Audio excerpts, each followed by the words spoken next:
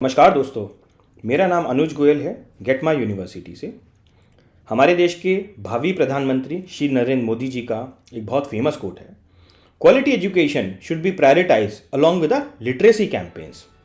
We have been focusing on the outlay, but this is the time for us to concentrate on the outcome of our education system. बहुत अच्छा विचार और यही vision है हमारे प्रधानमंत्री जी का। और इसी विजन के अंतर्गत हमारे देश की जो प्रीमियम संस्थान हैं जो मेडिकल एजुकेशन को कंट्रोल करती हैं, उनको रिस्ट्रक्चर करा गया था और उनका पर्पस डिफाइन किया गया था बच्चों को सिंपल और अफोर्डेबल एजुकेशन देने के लिए। इसी मद्देनज़र नेशनल मेडिकल काउंसिल की संरचना हुई थी और अगेन सेम ऑब्जेक्टिव जैसे मैंने आपको बताया, अफोर्डेबल एजुकेशन, क्वालिटी एजुकेशन और सिंपल कम्युनिकेशन, जिससे बच्चे की जो तकलीफें हैं उनको दूर किया जाए। बट हमें ऐसा होता हुआ नज़र नहीं आ रहा और हम ये सब अपने एक्सपीरियंसेस से फील कर रहे हैं। दोस्तों, आज इस प्रेजेंटेशन और इस ऑडियो और इस कम्युनिकेशन के माध्यम से मैं आपको एक छोटा सा एग्जाम्पल देना चाहता हूं, और आपको नहीं, ये मैं उन सारे स्टेक होल्डर्स को देना चाहता हूं जो एजुकेशन सिस्टम के आर्किटेक्ट्स हैं, जो डिफाइन करते हैं कि आज हम 21वीं सदी के एजुकेशन सिस्टम की हम बात करते हैं, बट कहीं ना कहीं हम बात कर रहे हैं 21st सेंचुरी की।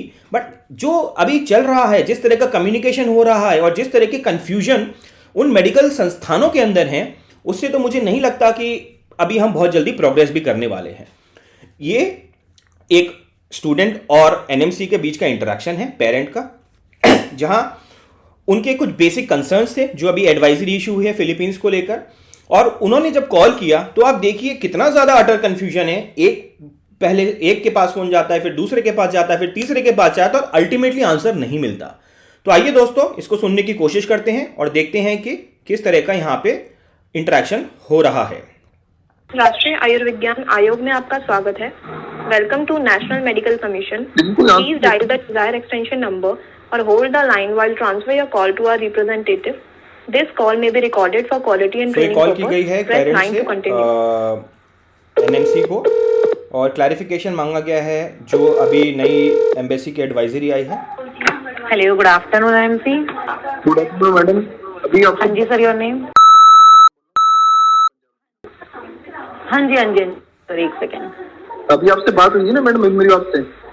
हाँ जी सर, मैंने आपको बोला था आप लाइन पे रुकिए, आपने कॉल डिस्कनेक्ट कर दिया। अरे नहीं मैडम, मैं तो 5 मिनट होल्ड किए रखा मैंने। हेलो। हाँ जी सर, एक सेकेंड बस।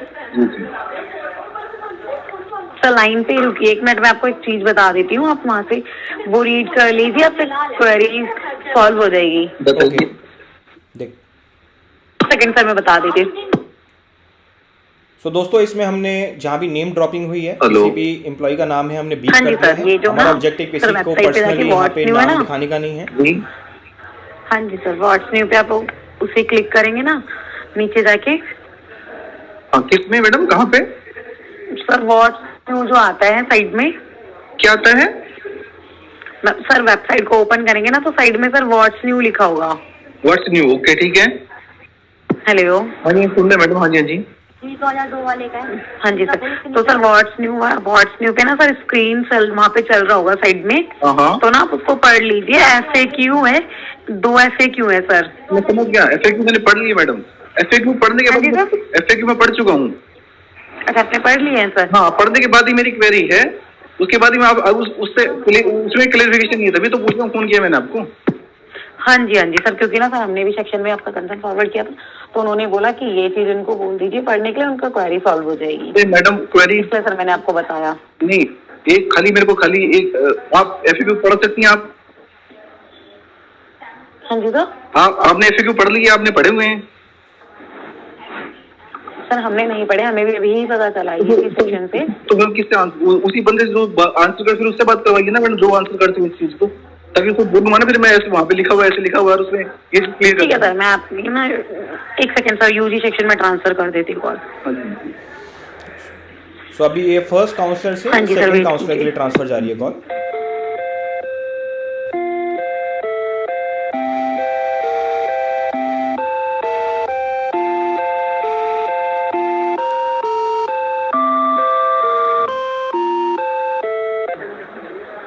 हेलो, आली रोटी कब गई? हेलो जी पूर्णिमा जी सर बताइए।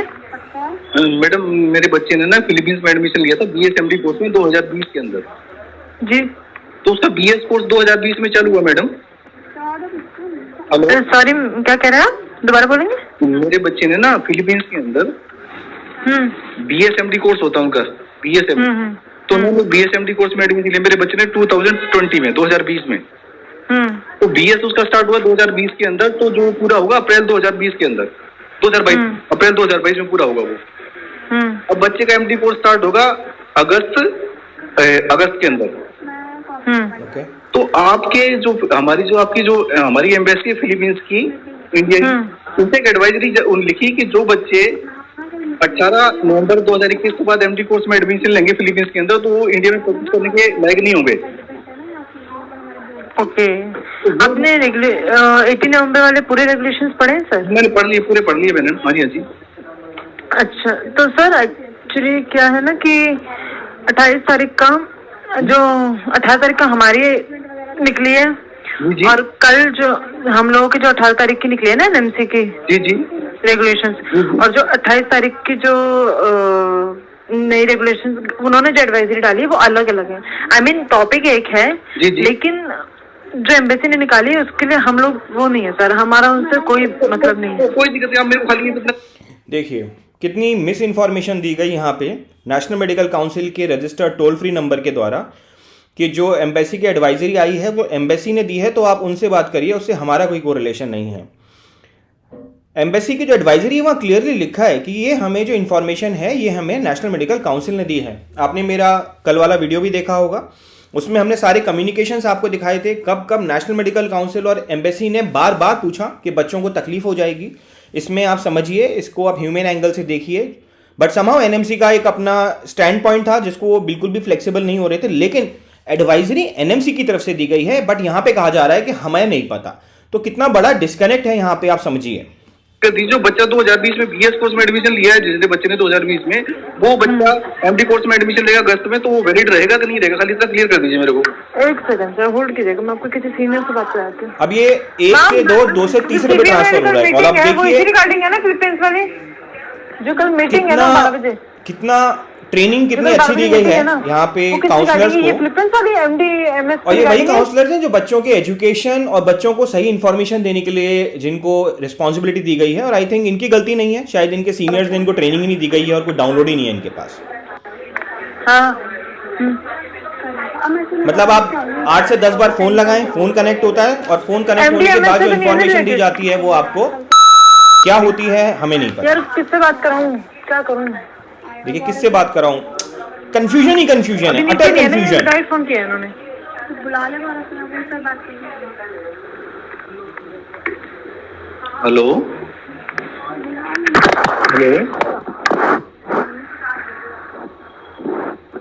हेलो गाइस इसे लास्ट तक देखिएगा, क्योंकि इस पूरे ऑडियो को लास्ट तक सुनिएगा, क्योंकि बहुत ज्यादा इंटरेस्टिंग कम्युनिकेशन होने जा रहा है आगे। एमडीएमएस की रिगार्डिंग है, लेकिन यही है डायरेक्ट कॉल आया।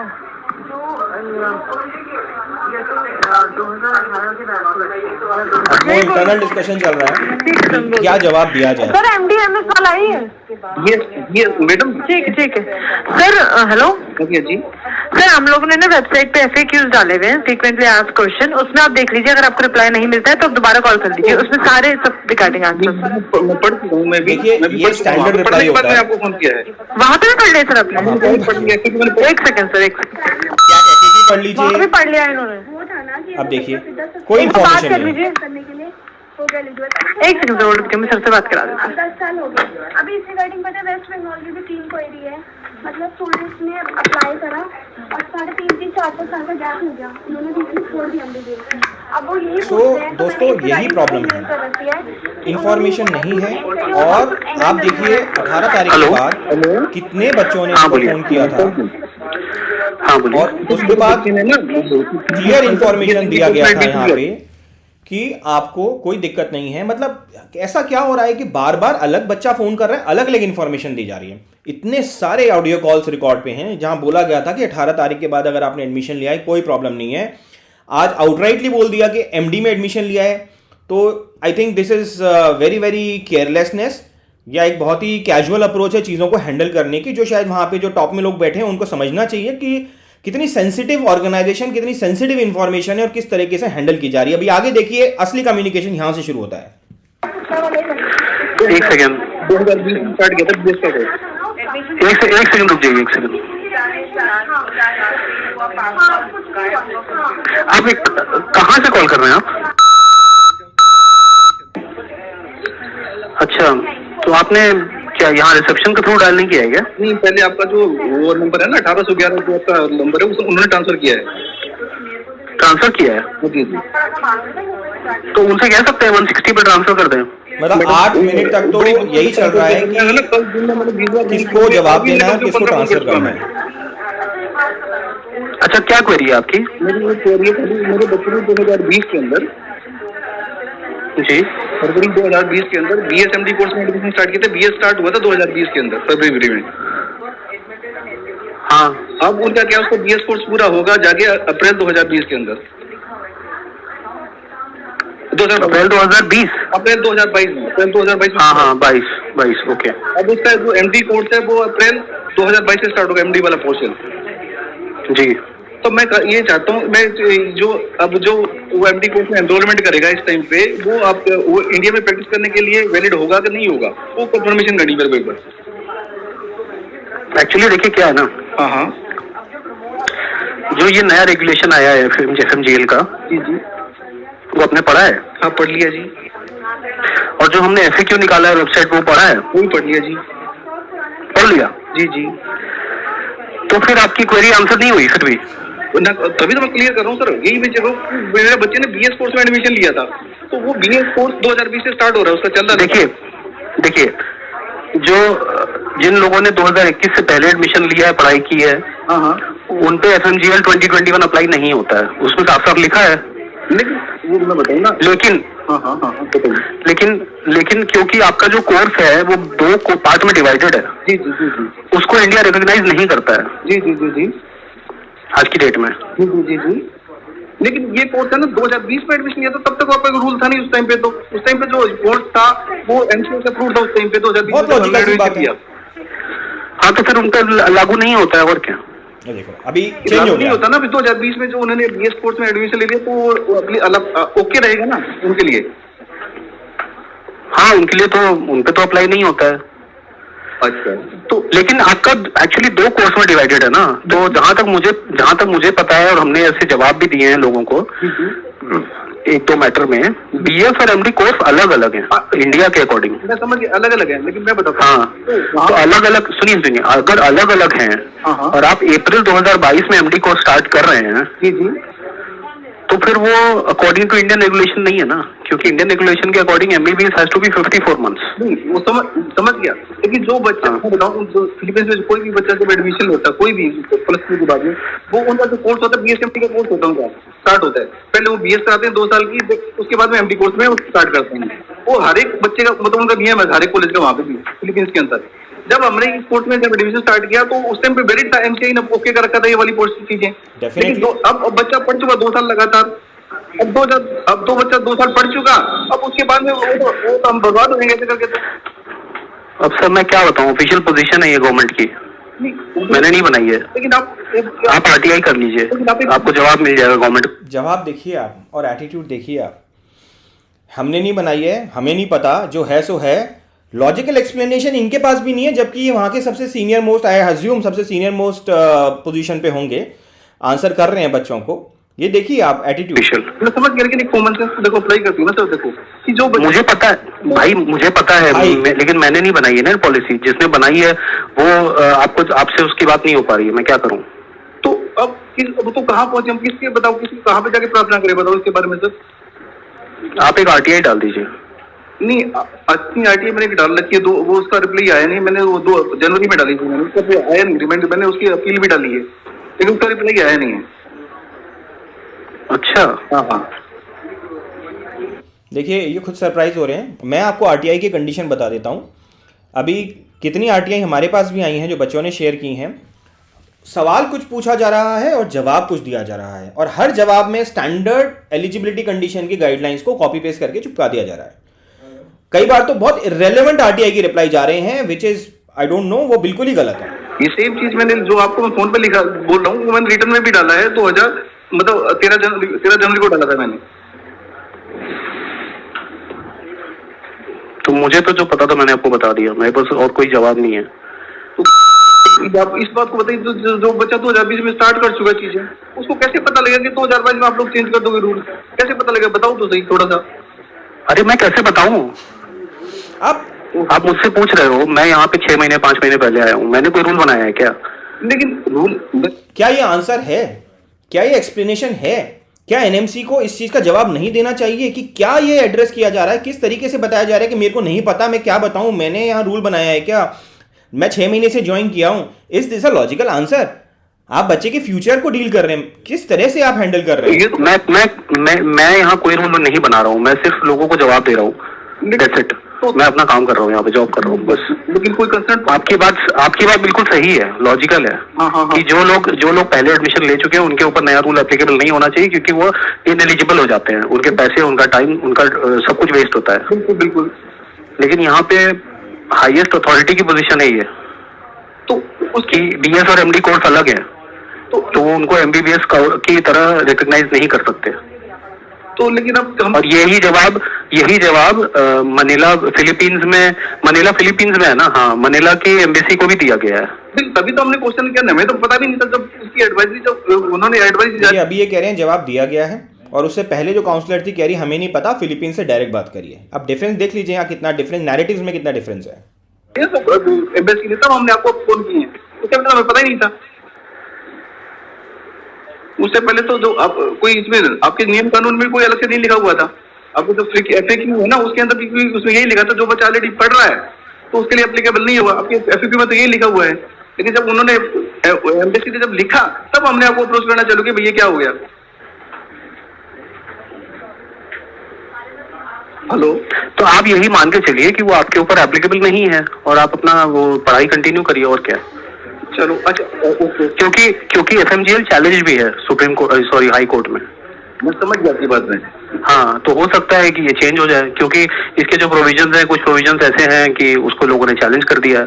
हाँ, तो ये जैसे कि आप कह रहे हैं वैसे ही। हाँ, तो हो सकता है कि कोर्ट में जब वर्डिक्ट आए तो इसमें कुछ स्टे लग जाए या कुछ चेंज हो जाए। देख लीजिए, आप आपके सामने है। तो दोस्तों, मैं आपको बार बार कह रहा हूँ, आपको कहीं घबराने की ज़रूरत नहीं है। यहाँ पे खुद ही लोगों, मतलब ये एक सिंपल से काउंसलर हैं, देखिए, और वो अब लॉजिकल एंगल से सोच रहे हैं, और लॉजिकली वो भी समझ रहे हैं कि यार मैं भी अगर एक स्टूडेंट होता तो बहुत सही बात बोल रहा है जो पेरेंट बोल रहा है, बट हमें आदेश मिले हैं, उस आदेश का कोई जस्टिफिकेशन नहीं है। और ये भी मान रहा है कि ये हाई कोर्ट में जब चैलेंज है ये फॉल बैक भी कर सकता है। तो आप खुद देख लीजिए, मुझे लगता नहीं इसमें अभी कुछ कहने को बचता भी है। अब तो बेटर यही रहेगा कि आप शायद, मतलब लॉजिकली जो मैं सोच रहा हूँ उसके हिसाब से तो मतलब तो ये अप्लाई करती है। देखो सर, जो ऑलरेडी बच्चा पढ़ना चाहे उसको आगे से ये तो पता नहीं कि फ्यूचर में चेंज हो जाएगा, वो तो बोलना हम एडमिशन नहीं लेते। आप हमें ये पता होता है कि वैसे को हो जाएगा, तो हम उसको पहले छोड़ देते हैं, हमें पैसे लगाते भी नहीं हम लोग। कॉमन सेंस देखिए यहाँ पे है नहीं लोगों के पास ज्यादा, ठीक है, तो कॉमन सेंस की बात बेकार है। अब यहाँ पे जो बन गया है रूल, उसके हिसाब से हम लोग चल रहे। My God, national medical council, हमारे देश की सबसे प्रीमियम संस्थान, मेडिकल एजुकेशन को कंट्रोल करने वाली संस्थान, क्या बोलूं, वहां के लोग ये बिलीव करते हैं कि यहां पे लोगों के पास कॉमन सेंस नहीं है। I think he is very right. क्या करें, भगवान बचे, गॉड से। ठीक है, ओके। सो दोस्तों, ये है सिचुएशन, ये है कंडीशन, और मेरा बहुत गुजारिश है, सबसे पहले तो ये गुजारिश है कि प्लीज़ जो भी वहाँ पे टॉप लोग बैठे हैं वो समझें कि जो उनका फेस है वो उनका टोल सेंटर है, उनका कस्टमर केयर है, और वहाँ पे ऐसे लोगों को बैठाएं या उनको इतना एजुकेट करें कि वो प्रिसाइसली सही इंफॉर्मेशन दें। किसी को गलत इंफॉर्मेशन देना इज़ अ क्राइम। आप मत बोलिए नहीं दीजिए, लेकिन गलत इंफॉर्मेशन देना इज़ रियली अ सिन, और वो भी उन बच्चों को जो लिटरली सब कुछ दांव पे लगा के बैठे हैं, अपना पैसा, अपना करियर, पेरेंट्स की aspiration. Please for God sake इसको आप समझिए कि कितना ज़्यादा गलत हो रहा है यहाँ पे। ये छोटा सा एग्जाम्पल दिया है मैंने, आपको चाहिए होगा इसकी 10 ऐसी रिकॉर्डिंग मिल सकती हैं। और आप समझ लीजिए, अभी तक बच्चे को मिसगाइड किया गया है। 18 नवंबर बोला गया है कि बीएस के बाद कोई दिक्कत नहीं है, आप आराम से लीजिए, एडमिशन से मतलब है, सिंपल एप्लीकेशन है, कोई इसमें रिकंसिडरेशन नहीं है। रिलैक्सेशन का भी एनएमसी ने बोला था देंगे, बट बाद में इन्होंने विड्रॉ कर लिया। तो दोस्तों, मैं इसी थॉट के साथ आपको छोड़ के जाना चाहता हूं अपने नेक्स्ट वीडियो तक, और आप खुद से कॉन्टेम्पलेट करिए और जानिए कि हमें क्या करना है। और दूसरी तरफ मैं रेस्पेक्टिव एजुकेशन मिनिस्ट्री से, श्री प्रधानमंत्री जी से, और भी जो हमारे देश के मेजर लोग हैं, डिसाइसिव लोग हैं, उनसे मैं बोलूँगा प्लीज़ आप इसको देखिए और जहाँ भी कमियां हैं इनको दूर करिए। और जो भी गैप आ गए हैं, किसी कारण से अगर कोई गैप आ गए हैं तो उसमें कोई ईगो इशू मत बनाइए, बच्चे को फैसिलिटेट करिए और बच्चे को अपना करियर प्रॉस्पर करने दीजिए। तो दोस्तों, thank you very much. I hope आपको ये हमारा एक्सप्लेनेशन ठीक लगा होगा और आप इससे रिलेट कर पाए होंगे। अगर आपको अच्छा लगा तो प्लीज़ आप इस वीडियो को अपने दोस्तों से भी शेयर करिए और इस वीडियो को लाइक करिए। डेफिनेटली हमें मोटिवेशन मिलेगा। थैंक यू वेरी मच दोस्तों।